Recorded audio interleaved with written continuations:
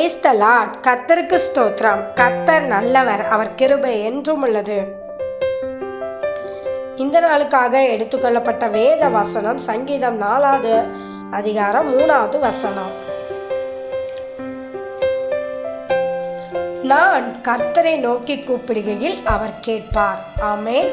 இதை பார்த்து கொண்டிருக்கிற பிரியமான சகோதர சகோதரிகளே, கர்த்தருடைய வார்த்தை சொல்லுகிறது, தாவீது பக்தன் இப்படியாக சொல்கிறான், நான் கர்த்தரை நோக்கி கூப்பிடுகையில் அவர் கேட்பார்.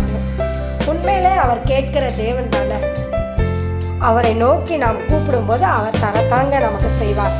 வேதாகமத்தில் ஈசாக்கு குழந்தைக்காக கர்த்தரிடத்தில் ஜெபிக்கும் போது கர்த்தர் அந்த ஜெபத்தை கேட்டு பதில் கொடுத்தார். அதே போல் அண்ணாலும் குழந்தை பாக்கியத்துக்காக தேவ சமூகத்தில் போய் ஜெபித்தா கர்த்தர் அந்த ஜெபத்தையும் கேட்டு பதில் கொடுத்தார். எசேக்கியா மரண தருவாயில் இருக்கும்போது எசேக்கியா கர்த்தரை நோக்கி கூப்பிட்டார். கர்த்தர் அந்த ஜெபத்தையும் கேட்டு அவனுக்கு ஆயுசு நாட்களில் 15 வருஷம் கூட்டி கொடுத்தார்.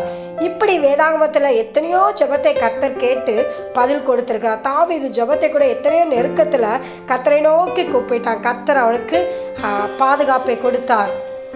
இயேசு கிறிஸ்து வாழ்ந்த புதிய ஏற்பாட்டு காலத்தில் இயேசுக்கிட்ட போன அத்தனை பேருக்கு அவர் விடுதலை கொடுத்தார். சுகவீனமாக இருக்கிறவங்களுக்கு சுகத்தை கொடுத்தார். கண் பார்வை தெரியாதவர்களுக்கு பார்வையடைய செய்தார். குஷ்ட ரோகிகளை சுகமாக்கினார். பிசாசு பிடித்தவர்களை விடுதலையாக்கினார். அவரை நோக்கி போன அத்தனை பேருக்கும் கர்த்தர் விடுதலை கொடுத்தார். இன்றைக்கும் அவர் ஜீவனுள்ள தேவனாக இருக்கிறார். அவரை நோக்கி நீங்கள் கூப்பிடுங்க. உங்களுக்காக, உங்கள் தேவைகளுக்காக, உங்கள் பிரச்சனைகளுக்காக கர்த்தர் அதில் உங்களுக்கு ஜெபத்தை கேட்டு பதில் கண்டிப்பாக தருவார். ஆமென். தேவன் நாமே உங்களை ஆசீர்வதிப்பாராக.